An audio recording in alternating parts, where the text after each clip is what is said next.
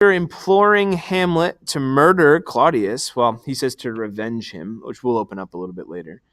He gives two cautions. And the two cautions are, taint not thy mind, nor let thy soul contrive against thy mother aught. So we'll look at the first one. The fact that King Hamlet tells him not to taint his mind as he's basically asked to murder his uncle has a couple important implications. Can he actually kill somebody without becoming defiled? Is it possible to murder and remain untainted? And does that suggest that in King Hamlet's mind, murdering Claudius is the morally justifiable thing to do? Like, this is what is good. It is good and right and on the side of justice for Hamlet to step up and murder Claudius. I put that question to you because it's a little bit difficult to imagine how he could do that without tainting his mind. The second thing about his mother is also very interesting, because in this, King Hamlet says, don't just not hurt her, but don't harbor bad feelings against her. Don't let your soul contrive against her. And so implications there perhaps are that King Hamlet doesn't blame Gertrude, and he doesn't want Hamlet to blame Gertrude either. Maybe King Hamlet feels that Claudius's fault is the greatest, and Gertrude he still has affection for.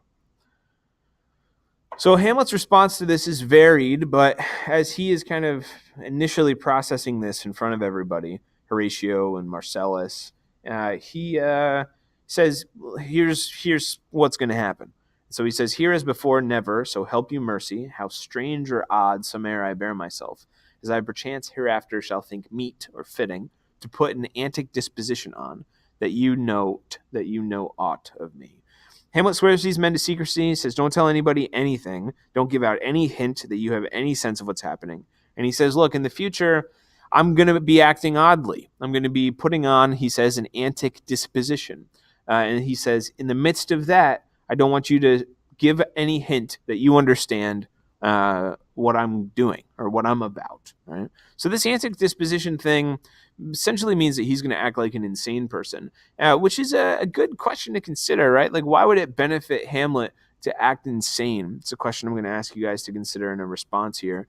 I find this poem by Emily Dickinson helpful in thinking through maybe what Hamlet might be thinking about. The poem is called Much Madness is Divinest Sense, and here it is. Much madness is divinest sense to a discerning eye. Much sense the starkest madness. 'Tis the majority in this as all prevail. Assent and you are sane. Demur, you're straightway dangerous, and handled with the chain. Dickinson seems to be suggesting that madness and reason are dependent on your environment. She says, 'tis the majority in this as all prevail. Meaning, whatever people call sane, that's sanity, and whatever they call insane, that's insanity. But what if you are a sane person in an insane society? How would you be treated by the insane people, right? And if you're already scratching your head, then maybe you can find some solace in this self-portrait of the artist here on the right. Emily Dickinson is putting forward something that I think Hamlet is considering. He's like, look, if I'm living in a society where nobody is sad that my father's dead, where everybody is crowning this King Claudius, who's a venomous snake who's taken the throne by betrayal, what's the proper response? What's the rational and reasonable response to that? How do you reasonably talk to a king who you know is the enemy, who has murdered your father, right? He's like, I'm maybe going to have to act crazy in order to be like, in order to be okay in this place, right? The rational way to act is insane. The rational way to be in an insane society is going to look insane. Okay, so a couple conclusions for Hamlet, and this is the final words of the act. The time is out of joint, O cursed spite, that ever I was born to set it right. It's very important to recognize that Hamlet he's a scholar, he's a thinker. He is not a soldier. He's no Macbeth when it comes to bloodiness on the battlefield.